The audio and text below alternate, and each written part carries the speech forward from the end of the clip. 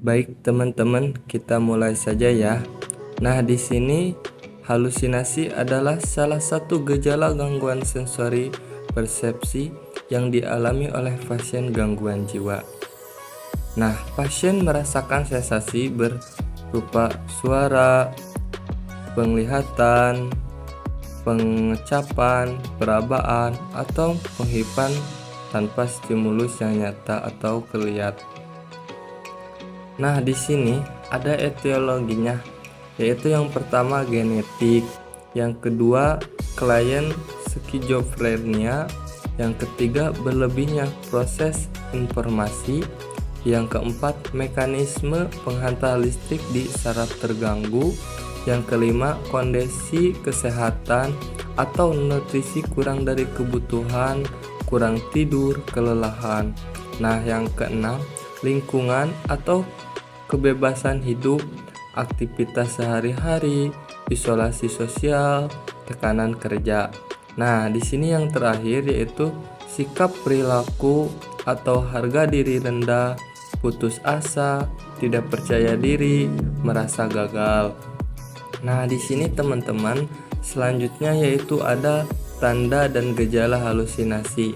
Yang pertama yaitu pendengaran. Di sini pendengaran itu mengajak berbicara, mendengar suara kebisingan, mendengar suatu yang menyuruh atau menyuruh.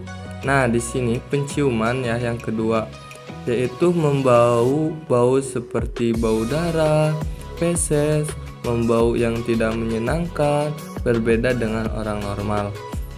Nah, di sini yang ketiga yaitu penglihatan.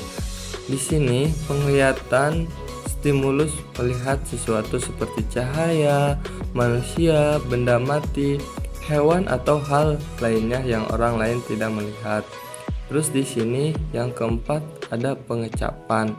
Di sini pengecapan ketika kita merasa mengecap rasa seperti rasa darah, urin, dan feses atau rasa yang lain. Selanjutnya, fase halusinasi. Yang pertama, fase comforting. Tingkat ansietas sedang, secara umum halusinasi bersifat menyenangkan. Lalu yang kedua, fase condoning. Ansietas tingkat berat, secara umum halusinasi menjadi menjijikan. Lalu ada yang ketiga, fase controlling. Ansietas tingkat berat, pengalaman sensori menjadi berkuasa. Lalu yang keempat, fase queering, panik. Umumnya halusinasi menjadi lebih rumit, melebur dalam halusinasi. Lalu materi selanjutnya tentang waham.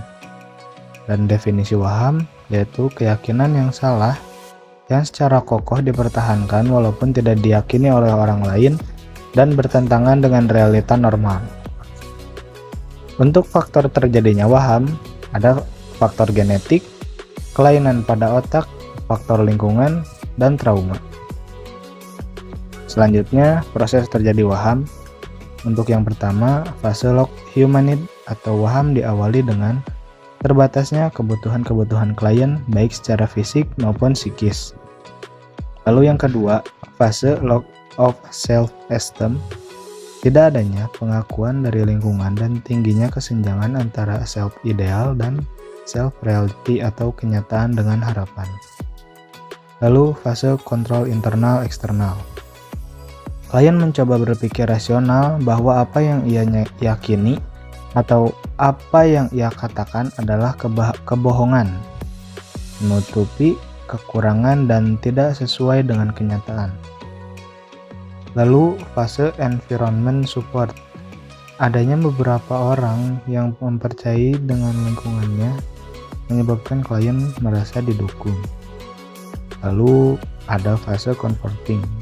Klien merasa nyaman dengan keyakinan dan kebohongannya serta menganggap bahwa semua orang sama, yaitu akan mempercayai dan mendukungnya. Dan terakhir ada fase improving. Apabila tidak ada konfrontasi dan upaya-upaya koreksi, setiap waktu keyakinan yang salah pada klien akan meningkat. Tema waham yang muncul sering berkaitan dengan traumatik masa lalu. Selanjutnya, tanda dan gejala waham. Yang pertama, merasakan sesuatu yang tidak nyata. Contohnya mendengar sesuatu di dalam ruangan yang hening, mudah menyimpan dendam, tidak mempercayai pikiran orang lain yang berbeda dengannya, suasana hati mudah berubah menjadi negatif, misal marah-marah atau tidak bersemangat, mencurigai, kesedihan atau kepercayaan yang diberikan oleh orang sekitar. Lalu ada jenis waham. Ada 5 jenis waham. Yang pertama, waham kebesaran. Meyakini bahwa ia memiliki kebesaran atau kekuasaan khusus, diucapkan berulang kali tetapi tidak sesuai kenyataan. Contoh, saya ini pejabat ya di Departemen Kesehatan loh, atau saya punya tambang emas, kata orang tersebut. Lalu yang kedua, waham curiga. Meyakini bahwa ada seorang atau kelompok yang berusaha merugikan atau mencederai dirinya, diucapkan berulang kali tetapi tidak sesuai kenyataan. Contoh, saya tahu Anda ingin menghancurkan hidup saya karena iri dengan kesuksesan saya. Lalu yang ketiga, ada waham agama. Memiliki keyakinan terhadap suatu agama secara berlebihan, diucapkan berulang kali tetapi tidak sesuai kenyataan. Contohnya, kalau saya mau masuk surga, saya harus menggunakan pakaian putih setiap hari. Lalu ada waham somatik, yaitu meyakini bahwa tubuh atau bagian tubuhnya terganggu, terserang penyakit, diucapkan berulang kali tetapi tidak sesuai kenyataannya. Contoh, saya sakit kanker. Setelah pemeriksaan laboratorium tidak ditemukan tanda-tanda kanker, namun pasien terus mengatakan bahwa ia terserang kanker. Dan yang kelima, waham nihilistik. Meyakini bahwa dirinya sudah tidak ada di dunia atau meninggal, diucapkan berulang kali tetapi tidak sesuai kenyataan. Contoh, ini kan alam kubur ya. Semua yang ada di sini adalah roh-roh.